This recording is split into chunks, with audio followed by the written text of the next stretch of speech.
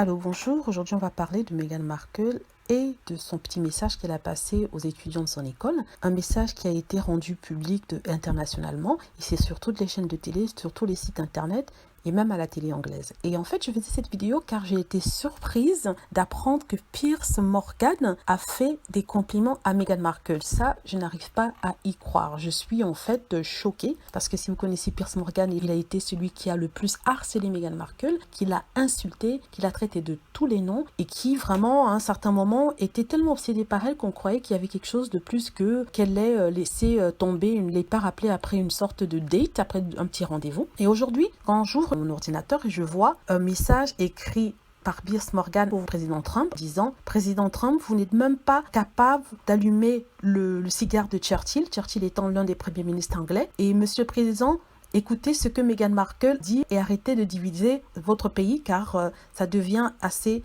blessant. Sincèrement, c'est comme un hommage à Meghan, ce qui est incroyable parce que cet homme ne l'aime pas du tout. Alors certains ont commencé, surtout les détracteurs de Meghan Markle, ont commencé à dire que Piers Morgan a changé sa veste, qu'on lui avait dit de ne plus accuser Meghan Markle et qu'il avait peur qu'on écrive quelque chose sur lui et que c'est un mec à deux visages, c'est quelqu'un d'intéressé et que pourquoi il soutient Meghan Markle, il est devenu horrible comme elle. Bon, ça sont les détracteurs. Hein. Mais ceux qui soutiennent Meghan Markle disent de faire attention parce que Piers Morgan, il a tendance à dire une chose et dire encore pire plus tard. Donc, il ne faut pas trop célébrer en disant que voilà, il est devenu ami avec Meghan Markle ou est devenu gentil avec Meghan Markle. C'est faux parce qu'il peut tout aussi bien dire le lendemain quelque chose d'encore plus horrible. Voilà, c'est tout ce que je voulais dire. Je voulais parler justement de la surprise de voir Piers Morgan écrire un papier dans bien sûr le Daily Mail, un papier appelant le président Trump à écouter ce que Meghan Markle dit, sachant que Trump ne porte pas Meghan Markle ni le prince Harry dans son cœur. Ça a vraiment énervé déjà les partisans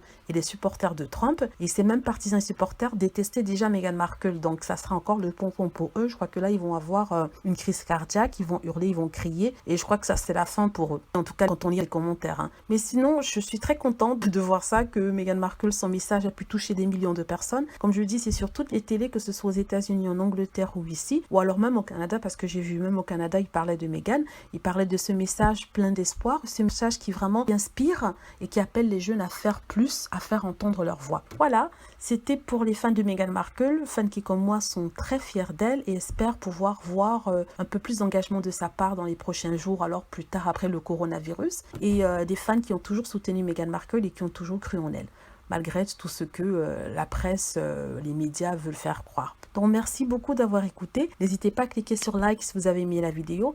N'hésitez pas à laisser des commentaires aussi afin de discuter. Et aussi, n'hésitez pas à cliquer sur la petite cloche pour être averti lorsque je poste une nouvelle vidéo.